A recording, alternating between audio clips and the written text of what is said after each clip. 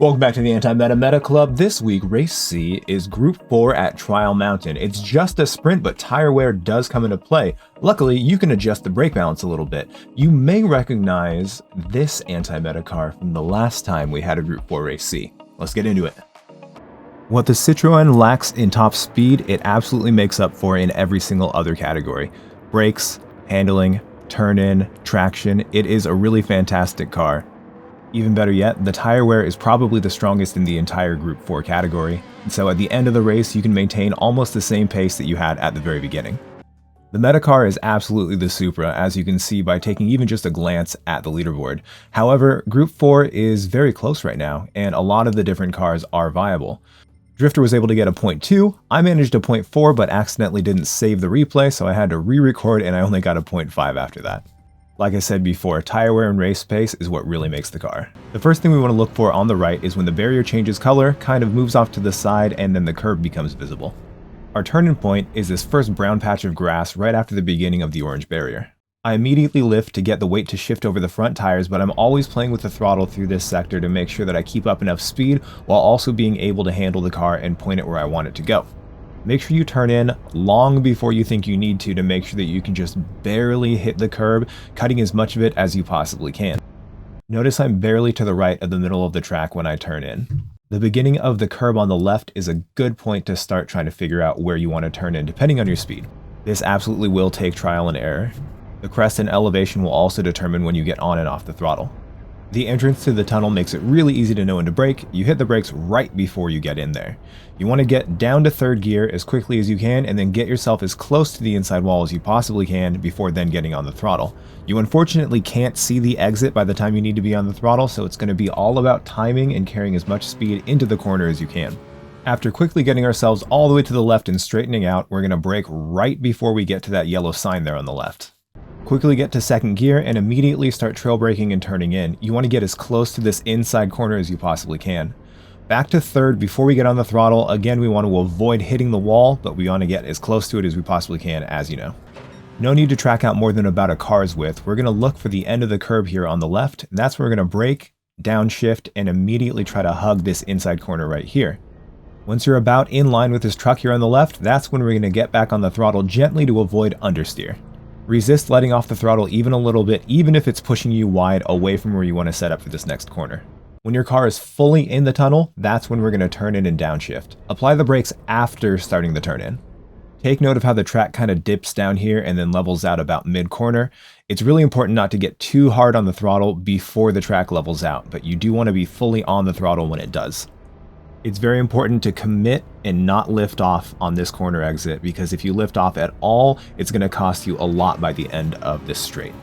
Like with all long straights, make sure you're not complacent, make sure you don't turn too much, make sure you don't scrape up on the wall, and definitely don't miss your shift, because all of that will completely ruin your lap. This car does have 7 gears, but you do not need all of them. Stay in 6th here. Keep your eye out for the yellow sign on the right. I like to brake when I get all the way past it. Brake in a straight line down to 4th and turn in before you get to the concrete curb there on the right. Approximately when you cross that yellow line is when you can downshift to 3rd, and you want to apex right after that rock. I actually apexed too late, got on the throttle too late, which means that I scrubbed off too much speed and I definitely didn't use all of the track on exit, so I lost a lot of time here. Track out left, but it's not super important to get all the way up against the wall. Note that I'm apexing just past this blue truck, but I'm staying full throttle. This big broken tree is a good spot to take note of, but this little sign right here is our braking point. Get to 3rd and turn in right when you pass the rock on the right. You can use as much of the inside curbing as you want, as long as your tires don't touch the dirt and grass, you're going to be fine. Again, committing to this corner is really important, so make sure you get on the throttle and you don't lift it at all going down this hill. There's clearly a very steep decline here and it flattens out pretty sharply. Right as it flattens out, that's when we want to get heavy on the brakes. Immediately trail brake and turn in, staying on the brakes until you're absolutely certain that you're going to hit that apex. Again, commitment is really important, but if you go off in the grass here, I think I actually did, you're going to lose a little bit of momentum. Unfortunately with this track, the final corner sequence is the hardest. This gap between the adds on the barrier on the left is actually the perfect braking spot, but it's kind of hard to see when you're trying to line yourself up on the right. So look for these 2 patches of moss on the right and brake right before the second. Get all the way down to 2nd and turn in before the end of the blue and white curb on the right. Stay full brake as you turn in, dip to first after you've already started turning in, and try to go over the blue and white here. If you hit the yellow, it's really easy to lose control of the car. You want to get on the throttle pretty much as hard as you can without sliding the tires whatsoever. Look for this tire mark here and go straight through it, and you see these tire marks here on the left kind of guide where you want to aim here. It's really tough just figuring out the timing as well as the line, and again, it's just going to take a lot of practice to get it right. Your final nemesis on this track is that outside wall, and I've thrown away so many .2s and .3s trying to push too hard to finish the lap. Anyways, let's see it full speed. In the breakdown, I talked a little bit about how you need to lift off the throttle to make sure that you're not carrying too much speed and you can hit the line you want, but I didn't quite mention enough how important it is to lift off enough over this crest to make sure you don't just do a wheelie or go airborne. It's possible and it's hilarious, but it obviously ruins your lap. The black tire marks are a good indicator of the line you want to take here, but it's really difficult to get the timing right because you can't actually see the exit by the time you need to get on the throttle. If you slide on throttle just a little bit here, that's better than just going too slow.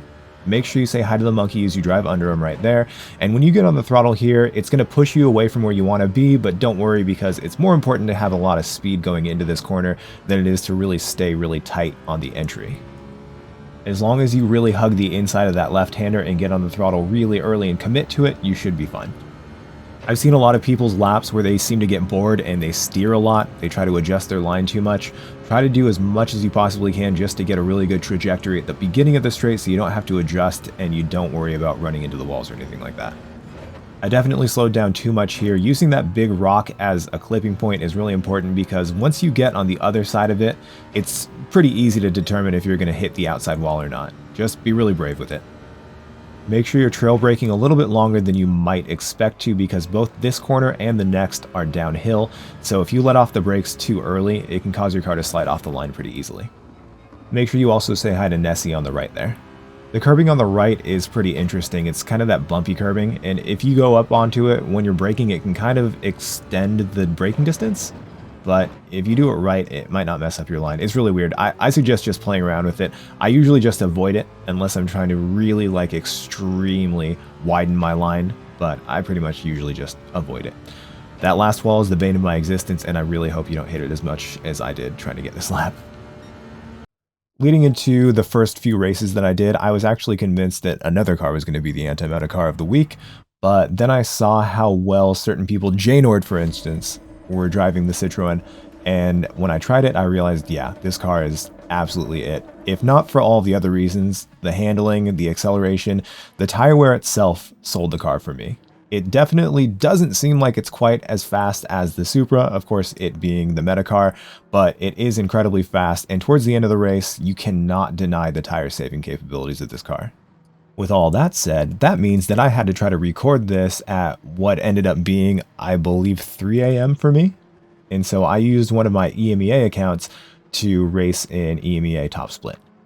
I've talked at length in the past, and I'm sure all of the other creators who make Gran Turismo videos have talked about this, but EMEA is by far the fastest region. And one of the main reasons that people think that is because there's simply more people in that region than every single other region combined.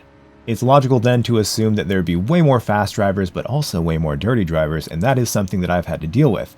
However, the matchmaking system really does work when you have enough drivers, and I happen to be on when there's just a massive amount of both talented and clean drivers. I was really not expecting this, but this ended up being one of the very best races that I think I've ever had in Gran Turismo 7, at least when it comes to the daily races.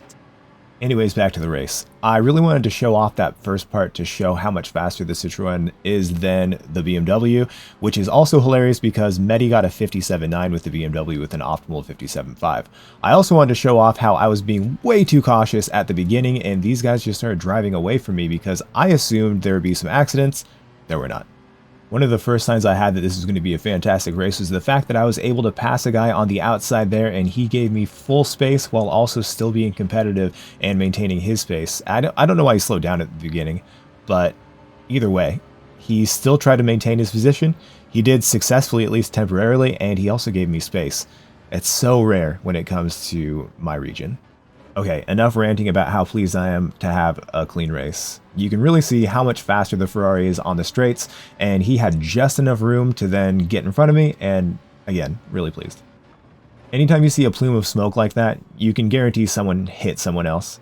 And so I checked up just a little bit, not in time to miss N. Wharton, but as much as that Bucky O'Hare guy went offline, he came right back on and everything was fine. I'm not sure if he had any damage, but as you can see from his car kind of jerking to the side there, I think he just had oversteer, which killed his momentum, so I was able to get by pretty cleanly. With the Ferrari defending on the inside, I went for an outside pass, but of course when it switches back, I had to give him the same courtesy, and so I wasn't able to pull off much of a move there. That bump on exit there, I think he was just trying to follow that Ferrari, or he was just trying to make sure I didn't shove him into the wall. Either way, he immediately backed off from that bump, and so no harm, no foul. You can see on the radar just how much faster the Ferrari is, especially when it has slipstream, and unfortunately that Supra was able to follow him. I decided to be brave and give Matt a chance to see if he was going to be clean, and he absolutely was. We made a little bit of contact, he understeered just a little bit, but he immediately backed out of trying to stay next to me, and so we both stayed clean. Not one to give up apparently, he went for a really late braking pass there, but he gave me space one more time, so I was able to maintain my position going into this next corner here. Again, he's really late on the brakes, and he was able to get a really good line, and he pulled off that pass on me really cleanly. I really couldn't be upset at a move like that. He did really, really well, but of course I wasn't going to take that lying down. When I saw that he was going for this inside pass, I was going to try to follow him through, and luckily the Ferrari guy gave me space, I gave him space, and I ended up with a better exit than Matt. If you look at the radar, you can see that we're actually 4 wide going in here, and the Ferrari in the middle had slipped from the Supra ahead. I wasn't quite sure what to expect when it came to a Supra and the Citroën going side by side, but it looked like they're actually pretty even when it comes to top speed. With the Ferrari defending at the last moment, I was really at the mercy of his pace through the corner, but he made a little bit of a mistake, and I think that threw Matt off his line just enough that he wasn't able to get cleanly in front of me. I decided to trust him again, going side by side in this really dangerous part, and I had just enough overlap that I was able to brake late and stay all the way in front of him going into that corner. I've been battling this Ferrari since essentially the very first lap, and so I was pretty certain that he was going to be able to keep up enough speed. He made a little bit of a mistake there, just didn't quite hit his apex, but it didn't really slow me down too much, and the Supra behind, who was pretty hard charging, was still far enough back that I didn't have to worry about a really deep late braking pass. On top of that, I think the MR cars have a distinct advantage on this track, especially on that little corner there, so I was pretty sure I was safe, and it looked like the Supra was now fading out of view. In race conditions, unless my tires are really bad, I'm still not going to use the brakes going into this first corner. However, if I am in someone's dirty air, I'm definitely going to use a little bit of the brakes to make sure that I don't go fully off my line. You can see the Ferrari ahead also use the brakes a little bit. I don't know if this Supra was prepared for the dirty air because he clipped that dirt and then was completely off the track right here. You have to be really careful of people doing that because a lot of people are going to still try to defend, and if they don't try to defend, they might just slide all over the place, even spin out entirely. The Supra driver seemed to gain his composure pretty quickly, but I was pretty sure he still had dirty tires, and luckily I saw that coming because he went all the way wide. If I tried to go for an outside move there, I think he probably would have hit me, even if he wasn't trying to. Dirty tires last for, I believe, 30 seconds, if not longer. If you look in the rear view, you can see the other Supra, driven by the guy named Matt, was able to pass that guy as well, and I definitely wasn't about to get rid of him. He is a very fast driver. Jumping ahead a few corners, the Ferrari that I've been battling is able to get in front of another Ferrari, and so I was in the mix one more time. These situations can be really tough. They can really work out in your benefit, or they can work out to the benefit of the person who's trying to pass you. If I can pass the person ahead at just the right time, that can put some distance between myself and the person who's trying to pass me. However, if I make a mistake, I'm going to be completely at the mercy of the person trying to pass me, and it's probably going to end up with me losing a position rather than gaining a position. I've talked a lot about how this Citroën does not have a lot of top end, and you can clearly see it right here. Despite the fact that he had slipstream, I still expected to be able to get in front of him because I had a much better exit, but it did not work whatsoever.